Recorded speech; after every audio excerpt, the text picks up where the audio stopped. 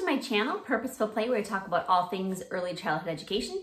I'm Danielle, and I am a former 4K teacher in Wisconsin. And today I want to walk you through a typical day in a preschool classroom, and how you can make sure you are teaching letters, letter recognition, and letter sounds.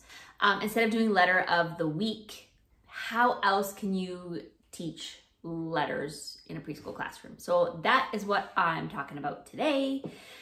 Let's get started.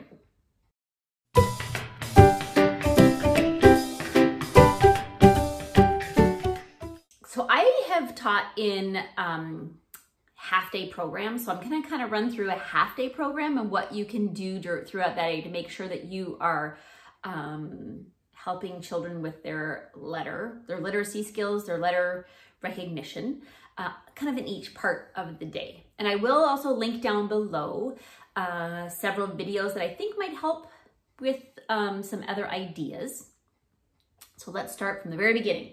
The way that I start my day is the kids come in, they take off all their belongings, they hang it up, put their stuff away, and they come and answer the question of the day. So they have to find their name. Usually it's laid out on the carpet. They have to find their name. So already they're having to recognize their name, the letters in their name. So as they're trying to find that, that's when you can even start talking about what letters are in their name. Oh, I'm, talking about the letters in the friend's name that's next to them. And then they have to answer the question of the day. So of course, at this age, they're not reading. So you're reading the question to them. And I always start the year off with a yes and a no. So pretty quickly, they're gonna learn that letters Y-E-S and N-O because they're seeing it all the time. And you're talking about them. So instead of just having them there, you're really drawing attention to those two words. And then also sometimes I flip them. So instead of saying, they've got the question yes and no, I've got the question. Sometimes it says no on this side and then yes on that side.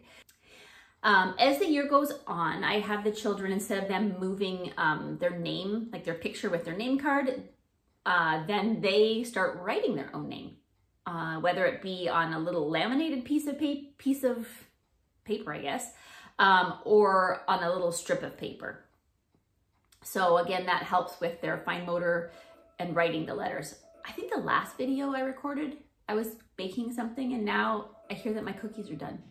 So I'm gonna go take those out. So I made and tried a new recipe, brown butter cookies with chocolate chips. They smell amazing, and hopefully they'll taste amazing too. So after everyone's answered the question of the day and everybody is kind of settled on the carpet, then we go into revealing who our helper of the day is.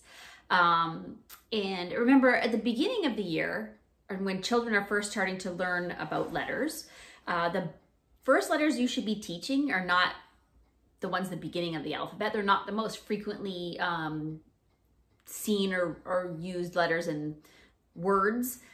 It's the letters in their names. So I like to do a helper of the day in learning their own names and also the names of their friends. So at the beginning of the year, I usually have the name written up there. We just talk about the person's name and what to, as we're finding out who it is, that's when I point out letters, talk about letter sounds. But then as the year goes on, I make it kind of like a mystery. So I might just write the first letter of the person's name and then leave a line, and then they have to guess who it is. And then they start recognizing, oh, if it's going to be R, it's probably Riley. Or if you have like a Jonathan and a Jacob, could be either one. So I kind of start doing it that way. I like to play a little game, like a hangman, but not a hanging man kind of game, where I put the little dashes and then the children guess letters that it might be. And then they start to recognize, well, if it's 4 letters, it might be me, or if it's 4 letters, it might be my friend Adam. So I do it that way. And then later, almost close to the end of the year, I do little sentences. So the helper has blue shoes. And I try to pick things that maybe a couple people have similar. And then and I do 3 clues. And then by the last clue, then that one's gonna really tell us who the helper is. So then we're looking at, a lot of them are colors. So it kind of starts looking at different words, not just the letters, the words letters in their name. So another easy way. Remember, your large group time is short. It's 15, maybe 20 minutes. So the helper of the day just takes like a minute, maybe 2 tops. So trying to keep it simple and short. So after we reveal who the helper of the day is, then we actually talk about the question of the day. The helper gets to count how many said yes, how many said no. We have a discussion about the question. And then we kind of go into whatever our kind of large group topic is that day.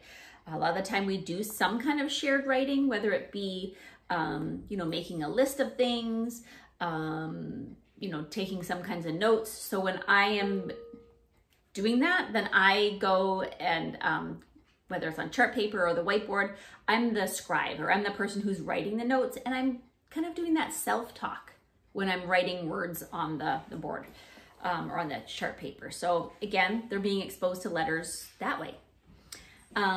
What else during our large group do we do? We usually do some kind of quick activity, whether it be a movement or kind of little quick game or chant or song or something like that. You can write it out on little paper strips and have the pointing of it as well, but just something to get moving before we do our read aloud, which I do during that large group. So during that helper of the day, question of the day, and if we're doing some kind of shared writing, 10 minutes maybe for all of that. And then we have our read aloud, which takes 5 to 10 minutes. And again, when you're doing read alouds, that's when you're drawing attention to letters in the books, in the author's names, anything like that. There's always a dog just getting into stuff. And today it's Crosby. It's always you, Crosby, isn't it? Yes, and here he comes to say hi. So that's large group. And then we talk about the vocabulary that's in the book.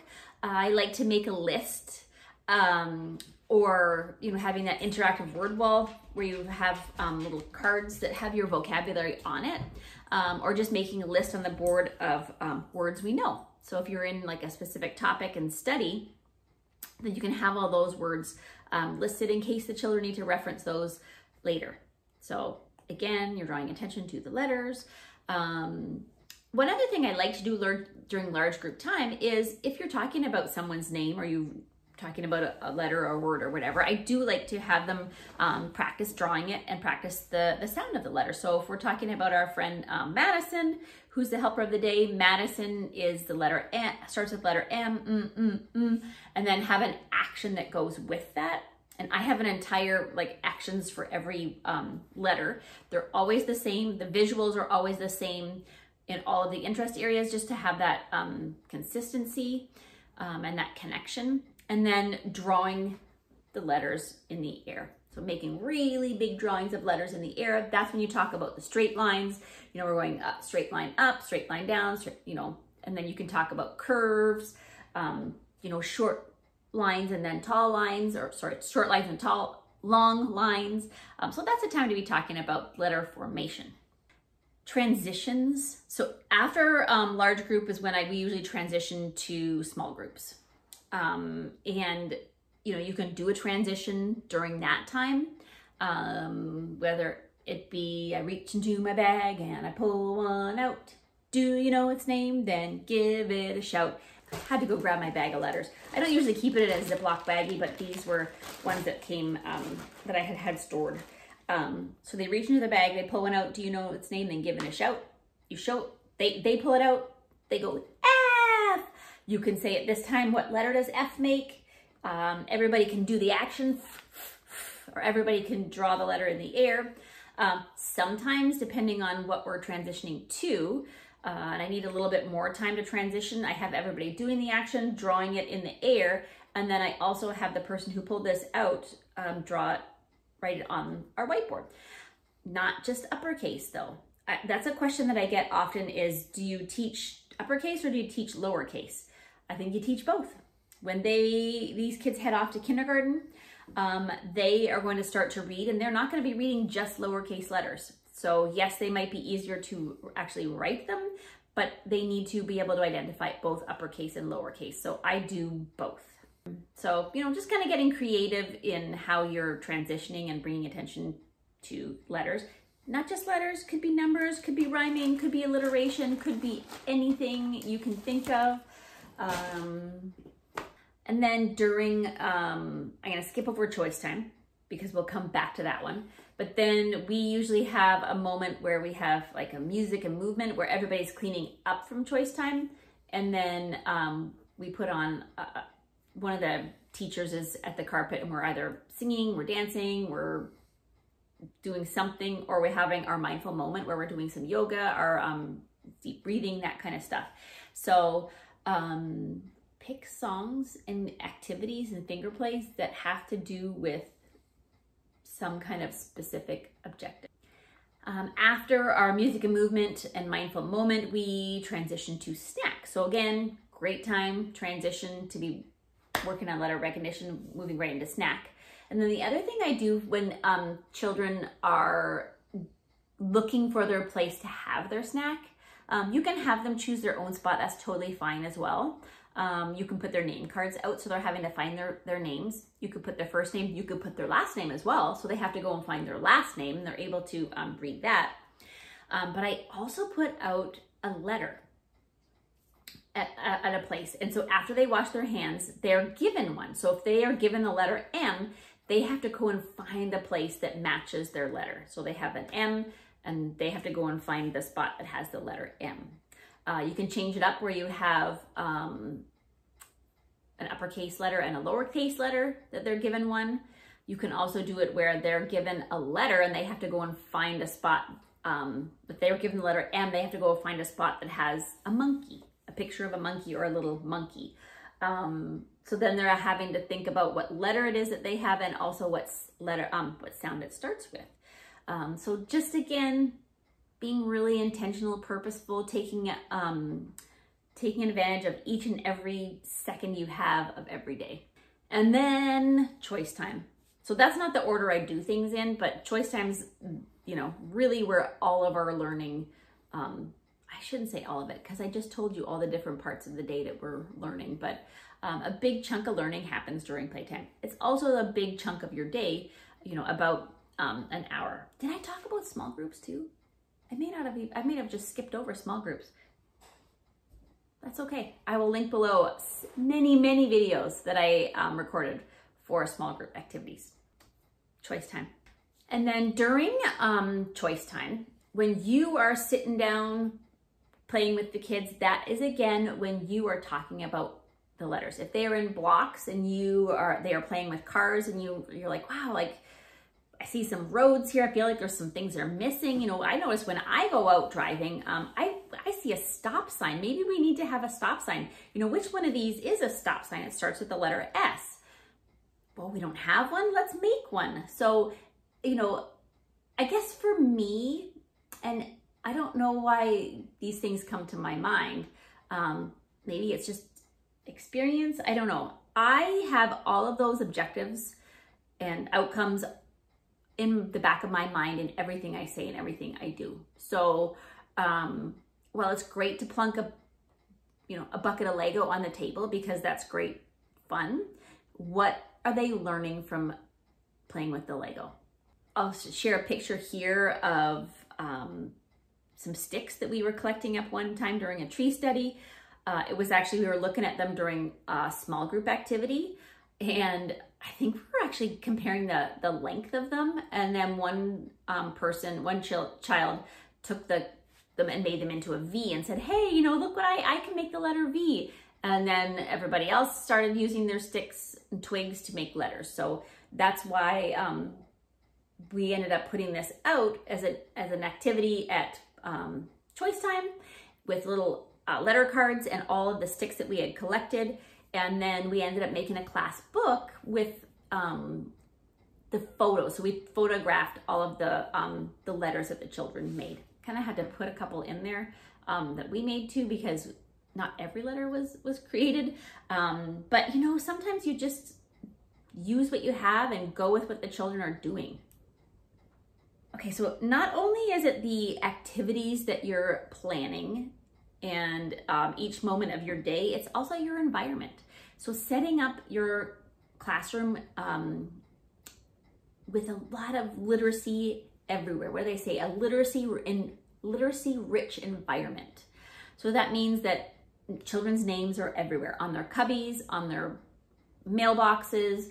I put them in every interest area so that if they need to write their name at some point during that, or maybe they're writing someone else's name, making a letter, you know, it's available to them. So having names, labeling things, and that doesn't mean, you know, putting the label table at the side of the table. It's, you know, helping children clean up. So where do you put the markers? You know, so you have a label for markers, also with a picture, so that they make that connection that that word means is reading markers. If you don't have time to create those labels, you have a class full of children that would absolutely love to help you. So having them help you create labels. You can label your interest areas. You might want some help creating those as well. And then through play, the children can also help you create labels. And I'll put a picture here of, this was in Dramatic Play, and we had a pet store, I believe, and the children were creating the signs for the pets, and so we could know where they belonged, and also how much these animals cost. So they were writing the type of animal on there, and then also the number. So I just love when the children are the ones that are creating all of these things for you. And then also it cuts down on the work that you have to do. So it's a win-win for everybody. And then of course, the last thing is having writing and reading materials available everywhere, whether it's through little clipboards hanging in each interest area, paper, pencils, markers, having a little caddy or like a bucket or something at each interest area or close to each interest area. I had a really great time in the book club that I did with some other teachers when we read, what was it called, guys? Literacy Beginnings. It was a handbook for pre-kinder teachers or something like that. I'll put it here so you can see what it looks like. But it was great. And I do have a new one that I want to do. So stay tuned for a new book club that I would love to do. And even though I'm not in the classroom teaching children anymore, I still want to be learning. So I would love if you would join me.